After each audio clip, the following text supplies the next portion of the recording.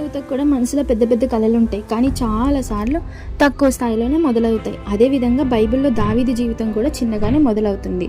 నేటి కాలంలో మనం ఎదుర్కొంటున్న స్ట్రెస్, కాంపిటీషన్, ఫెయిల్యూర్స్ ఇవన్నీ గొలియతులని అనిపిస్తాయి. మార్క్స్, జాబ్, రిలేషన్షిప్, మన లైఫ్ ప్రాబ్లమ్స్ మనల్ని కదలకుండా గెయిన్స్ లాగా ఉన్నాయి. సోషల్ మీడియాతో కంపేర్ చేసుకుంటూ మనం చిన్నవాళ్ళమని అనిపిస్తుంది, కానీ గుర్తుపెట్టుకోండి, దావీదు కూడా చిన్నవాడే, సాధారణమైన గొర్రెల కాపరే.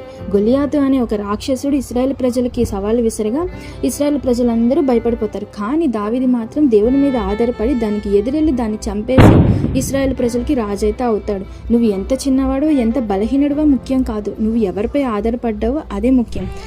మన జనరేషన్ బిగ్గెస్ట్ ప్రాబ్లం ఏంటంటే మన ఫెయిల్యూర్స్లో స్టక్ అయిపోతాం. కానీ దావీదులాగా మనం గాడ్ దగ్గరికి తిరిగి వస్తే కొత్త ఛాన్స్ ఉంటుందని తెలుసుకోవాలి. అలాగనే విశ్వాసం ఉంటే చిన్నవాడైనా పెద్ద విజయాలను సాధించగలం. వినయం మనల్ని ఎత్తుకు తీసుకొని వెళ్తుంది. తప్పులు చేసినా దాచకుండా పశ్చాత్తాపడి మారాలి. మన గుండె నిండా దేవుడు నిండి ఉంటే ఏ సమస్య అయినా సరే మనం ఎదురు నిలబడగలం.